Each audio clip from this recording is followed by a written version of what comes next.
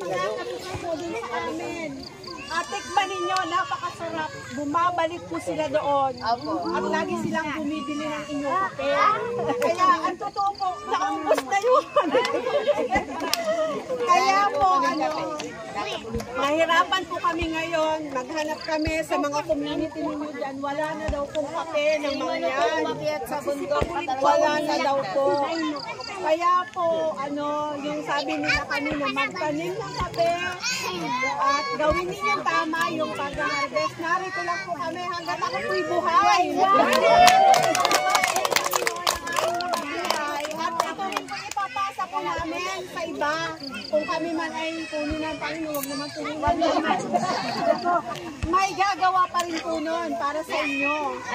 Tuloy-tuloy po yan. Ang kape po nila ay mahabang buhay. Mabot ka ng 100 taon.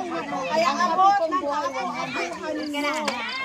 Isa sa sakwan. Ayaw. Alam niyo po, makapi pa yan. Buhay ang mangyan. At yung inyong lahat ng ginagawa, meron talagang pag-asa sa kape.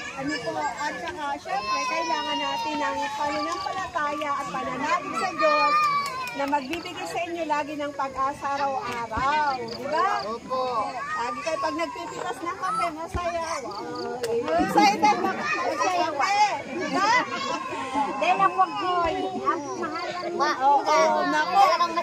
Pag may isang kilong kape, haluin inyong bigas na ito. Diba? So, yun po. Sa susunod po, itutuloy pa namin yung training sa inyo para yung 100 yung madagdagan pa. Kasi ngayon, yan lang muna. May gabi na po kasi. Kaya biyayawan mo. Kasi nga rin nakalaw. Mamangin magsisipan. Alam magsisipan mo kaya pagkabina. Matagay mo na magsisipan. Silinti naman ang kilo.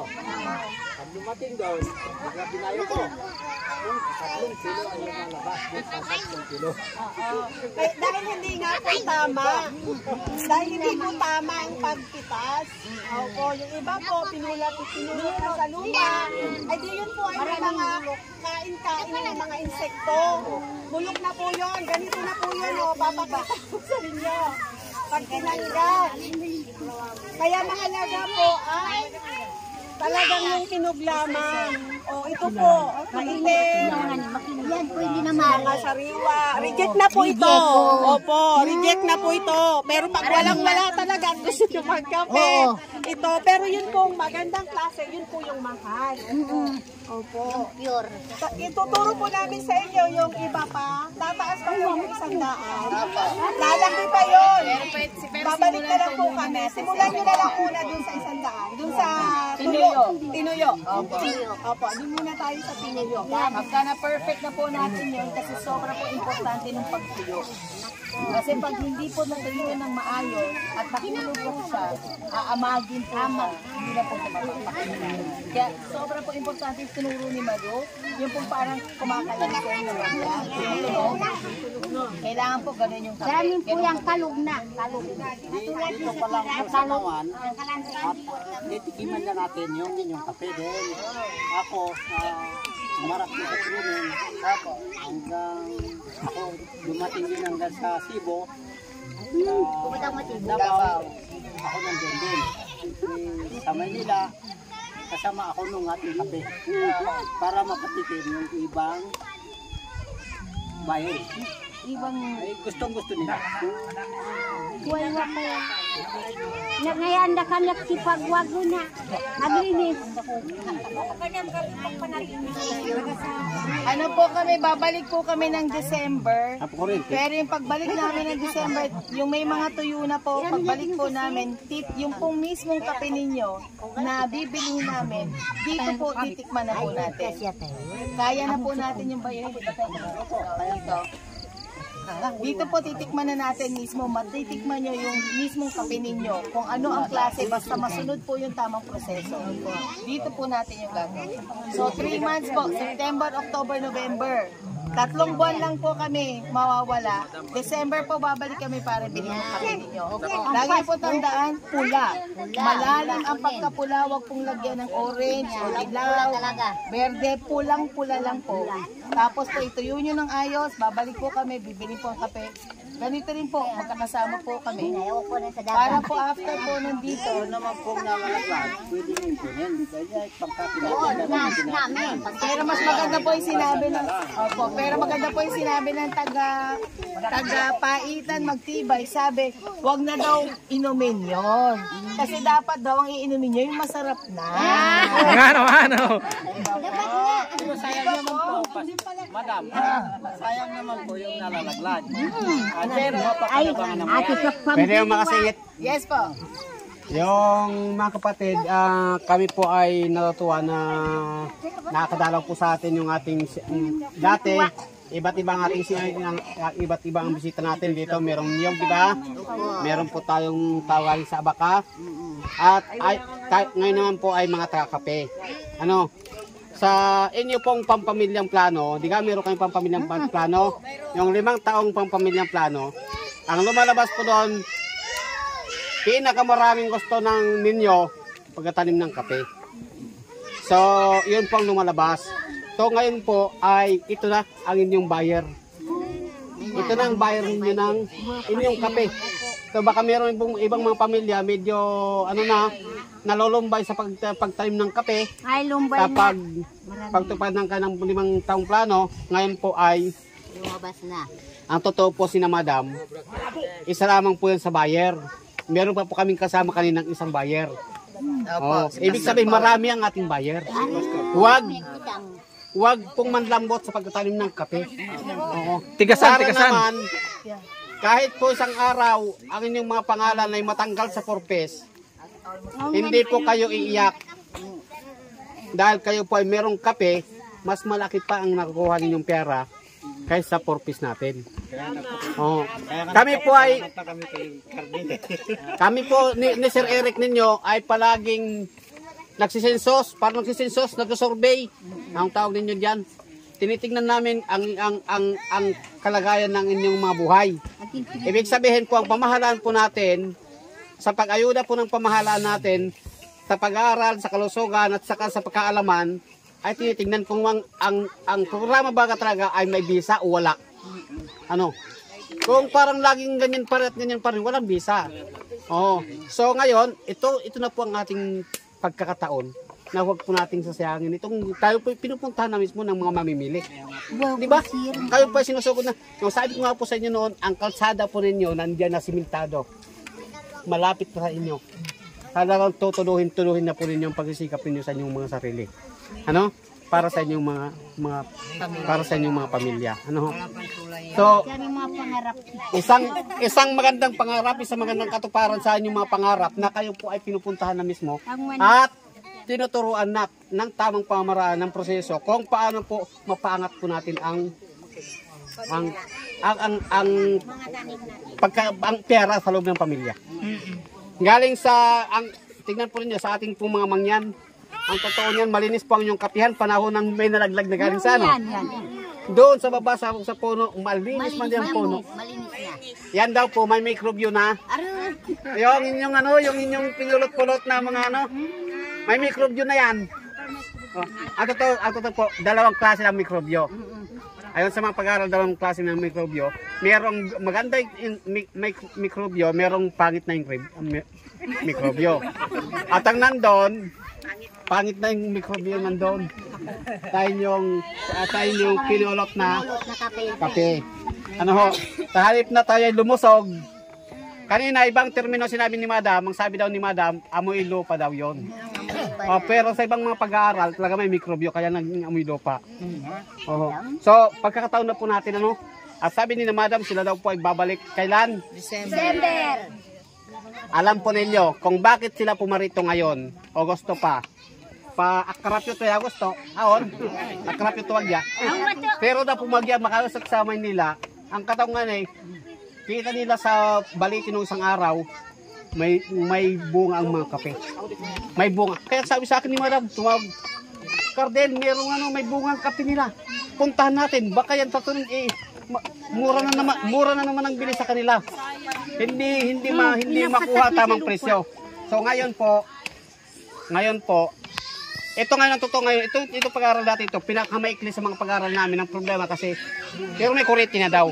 Kasi doon po, awan kung mamaya pwede pa, sila po natitimpla talaga ng kape. Dala-dala yata nila ngayon ng kailang mga kung may kuryente. Baka pwede pa mamaya, hindi ko alam. Yes po. Ay talagang pinakita at pinatikim. Alam po ninyo, sinasabi nila, sila po hindi nagsisinungaling sa palagay ko. Ang inyo daw pong kape, masarap. Oo. So kung masarap, ibig sabihin, pwede po nating, mas makukuha tayo ng magandang presyo. Diba? So, alam ko, ako po yung namasal, kayo po ni Sir Eric ninyo, namasal kami sa mga kapihan ninyo, napunta kami sa mga lupa ninyo, alam namin, hindi po kami nagsisinungaling sa kanila, may kapi talaga itong mga ito. Oo, talagang may kapi talaga. Kaya lang, mga kaunti pa. Karamihan nyo lang po. So, Baka nga hindi rin naman, hindi po natin masasabi na mga bata pang kapi ng mga ito, napupuntahan namin. Talagang ang kapi ng iba talaga yung ang mga tandang kape din. At pero nakikita ko din naman talaga sila talaga nagtatanim. Nagtatanim talaga sila ng kape. So siguro ang bahagi ko po ay sa pagpapalakas ng inyong loob ay ito po ang aking bahagi. Maliwas si Kuya Eric ay meron pang gustong sabihin. Palakpakan naman sa barangay Eric. Salamat sila, sir. Parating ang mga madam sa amin. Opo. Yes po. Opo. Ate Malung, itatanong daw si Pastor. Ang ko po bilisin mo muna sa akin. Ang tanim po namin ng kape dito ay dalawang klase. Pinakita po dito yung maliliit. Apo. Ano po nagagawin sa mas malalang sa ng butil? Mas maganda po sa pasimula ninyo, isama nyo ang bungang malalaki at ang bungang maliliit na kabukod po ng bilad. Opo. Tapos pag natuyo na po, isama nyo sa isang sako. Dalawang klase lang naman po, Liberica at Excelsa ang inyong kape. Tapos kapag nagtanim po kayo, yun sana po ang kasunod namin ituturo. Medyo madilim na, pero sige po, pahapyawan natin. Marami kayong seedling sa ilalim ng mga kape nyo. Tanyo pa na. Huwag niyong sayangin. Kung may lupa po kayo na pwedeng taniman, pumili po kayo ng punla na dalawa pa lang ang dahon, parang paro-paro. Bungkalin nyo po. Piliin nyo ang tuwid ang ugat.